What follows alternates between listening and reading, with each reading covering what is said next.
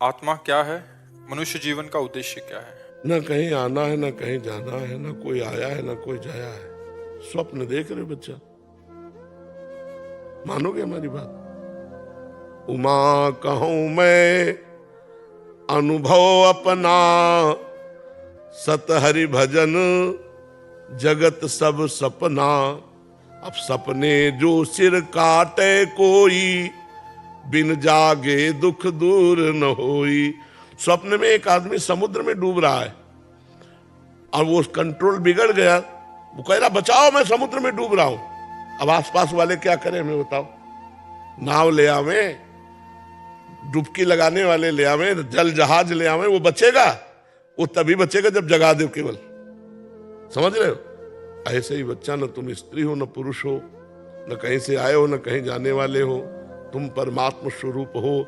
अपने स्वरूप को भूल करके मोह निशा सब सोवनिहारा,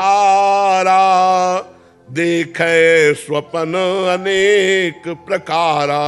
स्वप्न में देखा, आप भी थे, बाजार भी थी, संसार भी था। देखा ही होगा स्वप्न। क्या कुछ था क्या? ना आप थे और ना बाजार थी, क्योंकि आपका शरीर ये तो सो रहा था, इसका ज्ञान नहीं था। और जो शरीर था वो था नहीं। स्वप्न में जो शरीर था, जिसे थप्पड़ लगे तो जागने पर अपने गाल पे कोई चिन्ह पाया क्या? तो वो शरीर था नहीं। और ये शरीर स्वप्न में जब थे तब था नहीं। पकड़ पा रहे हो हमारी बात? जब आप स्वप्न में थे तब ये शरीर नहीं था, सैया में पड़ा था, लेकिन तुम्हारे ज्ञान में नहीं था। और जब आप जगे तब वो शरीर नहीं था जो स्वप्न में था। तो दोनों झूठे हुए ना। सत्य बात है बच्चा, जाग जाओ तो ना तुम जीव हो ना तुम मनुष्य हो, तुम स्वयं परमात्मा स्वरूप हो। तत्वम असि। तत्व माने परमात्मा, त्वम माने तुम, असि माने है, तू वही है। न कहीं आना न कहीं जाना। और जब तक ये नहीं जानोगे तो जबरदस्ती आना जाना होता रहेगा। जैसे स्वप्न में अगर लाठी चल रही तो पीड़ा वैसे ही हो रही है, और कहीं एक छड़ी नहीं छुई गई। अगर चाकू मार रहे तो पूरा वैसे ही पीड़ा हो रही, कहीं घाव नहीं मिलेगा जगने के बाद।